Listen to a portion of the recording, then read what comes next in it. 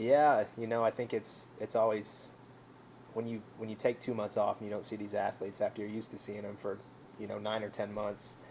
You're always worried that they've been sitting around a little too much in the summer, enjoying themselves too much, and we do ask them to take a little 2 week reset after the outdoor season and just not even run at all, just be a normal person for a little bit.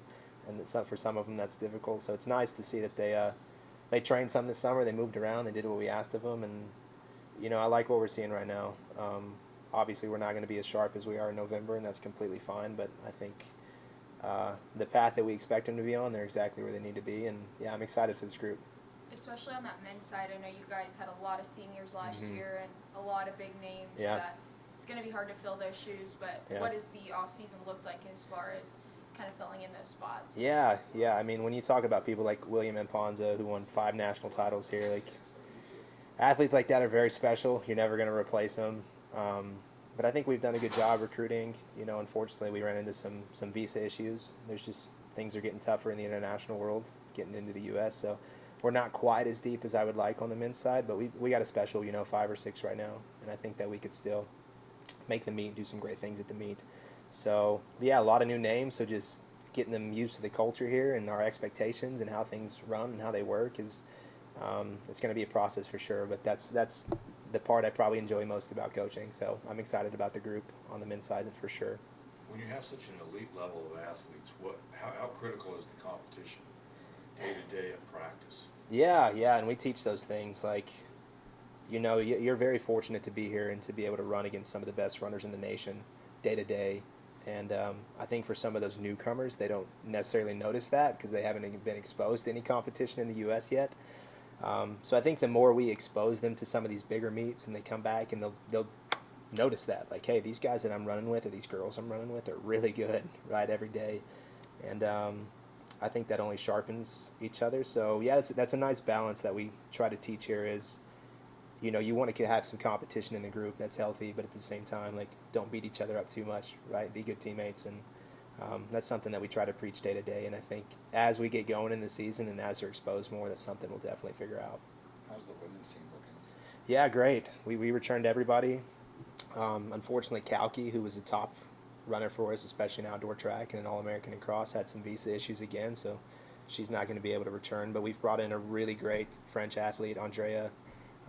I'm expecting high things out of her. She's had some incredible PBs on the track, and I think she'll fit in nice with the other French athletes that we have in our group. So, yeah, I mean, we were second in the nation last year with that group, returning everybody except one, and have a really good one coming in. So, who knows what we could do at the meets? It's a long ways from now, but I tell the girls right now, there's a potential for us to win a national title there, and we don't want to focus too much on that and just take care of the process day to day. But that's definitely a reality for that group, and I think everybody's aware of that.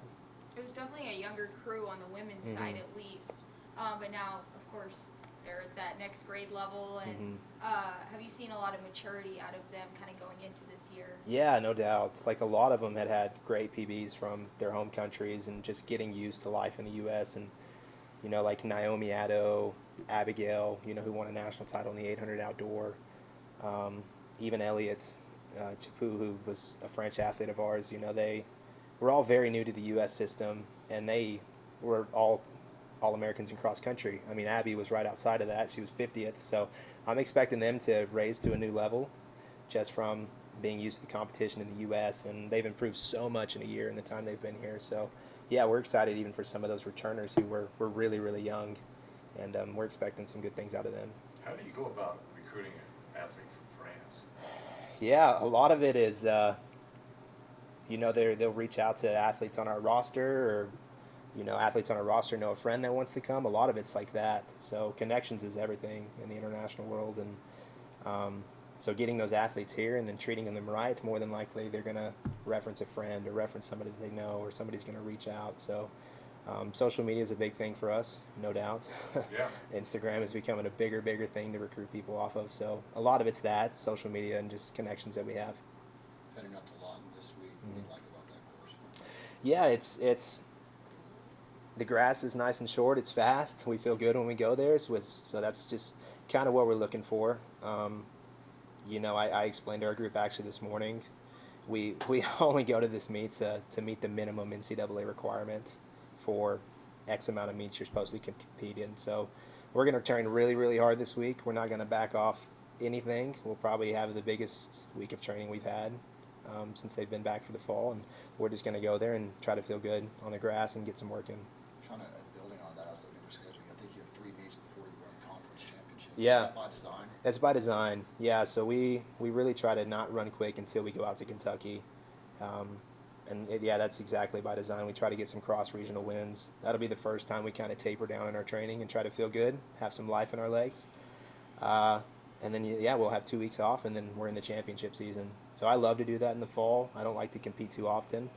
I like to expose them to a few competitions here and there, but then other than that, we're training really, really hard. And I think that really sets up these athletes for, a good indoor and outdoor season as well.